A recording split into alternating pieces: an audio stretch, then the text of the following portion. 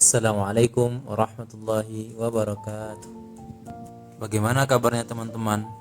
Semoga tetap semangat ya, walaupun belajar kita tidak di dalam kelas seperti biasanya. Hari ini sebelum masuk ke bab baru, kita terlebih dahulu akan kembali mengulang pelajaran tentang bagaimana cara menulis yang baik dan benar dalam bahasa Arab. Mohon diperhatikan ya teman-teman. Kita mulai dari huruf-huruf yang tidak bisa disambung dengan huruf-huruf setelahnya. Ada 7 huruf. Pada dasarnya ada 6 huruf. Karena tak marbutoh, huruf yang ketujuh, itu memang tidak bisa disambung dengan huruf setelahnya.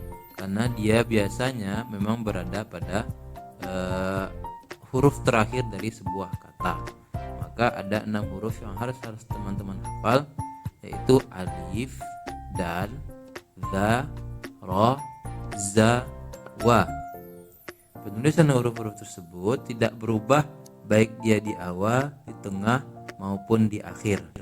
Teman-teman bisa memperhatikan, walaupun huruf-huruf ini tidak bisa disambung dengan huruf setelahnya, namun dia bisa disambung dengan huruf-huruf sebelumnya, baik itu alif, da, da, ro, za, wa, dan ta marbutoh. Perhatikan contoh nomor 1, kho, ti, a. To bisa disambung dengan huruf alif. Perhatikan yang contoh yang ketiga, sa, a, la. Sa dengan a itu bisa disambung, namun alif dengan la itu tidak bisa disambung. Maka alif dan la ditulis secara terpisah. Maka teman-teman bisa memperhatikan penulisan huruf-huruf yang lain akan sama seperti alif. Dia tidak akan berubah walaupun dia di awal, di tengah, maupun di akhir. Dia hanya bisa disambung dengan huruf sebelumnya, namun tidak bisa disambung dengan huruf setelahnya. Teman-teman bisa memperhatikan contoh yang ada. Maka selain dari huruf alif, da, za, ra, zai, wa, dan ta marbutoh, maka bisa disambung dengan huruf setelah ataupun sebelumnya. Kita mulai dari ba, ta, sa, ya, dan na. Pada dasarnya cara penulisan huruf tersebut di awal kata, di tengah kata, maupun di akhir kata hampir-hampir mirip, hanya berbeda pada titiknya. Dan penulisan di akhir kata biasanya kembali kepada bentuk huruf hijaiyah itu secara lepas atau terpisah. Adapun untuk penulisan ja, ha, dan kho, maka penulisannya pada dasarnya itu sama. Sekali lagi berbeda hanya pada titiknya saja.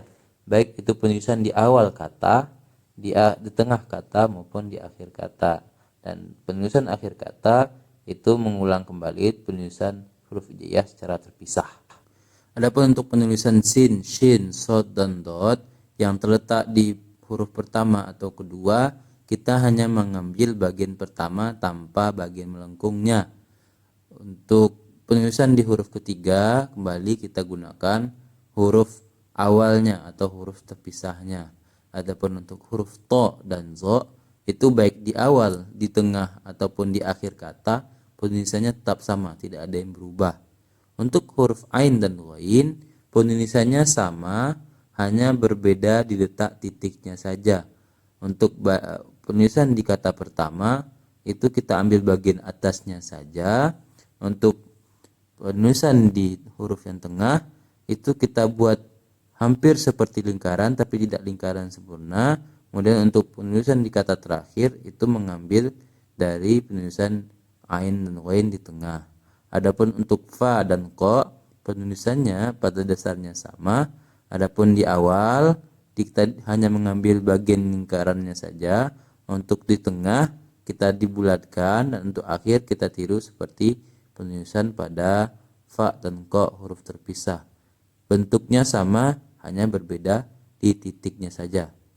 Adapun untuk penulisan kaf seperti pada contoh, untuk penulisan di kata pertama seperti yang tertulis di contoh, untuk kata kedua itu mirip dengan penulisan di kata pertama. Adapun untuk penulisan di akhir kata itu mengulang kembali ka seperti ka yang terpisah.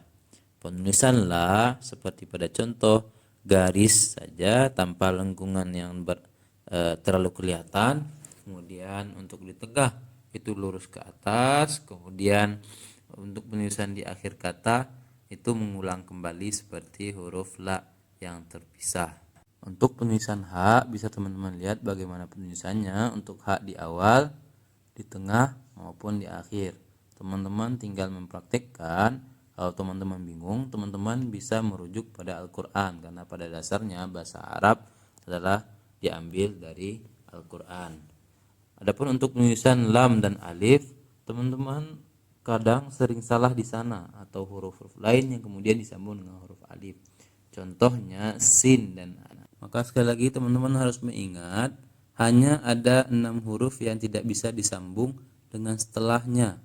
Adapun huruf sin, lam dan jim itu bisa disambung dengan alif. Tapi alif tidak bisa disambung dengan huruf setelahnya. Maka ketika teman-teman bertemu sin, lam dan jim, setelahnya ada alif, maka teman-teman tinggal menyambungkannya ya. Terima kasih teman-teman atas perhatiannya. Diharapkan teman-teman langsung dipraktekkan agar bisa dimengerti. Tetap semangat ya teman-teman. Setelah ini teman-teman silakan mengerjakan tugas yang telah Bapak siapkan. Tidak sulit, insya Allah teman-teman pasti bisa.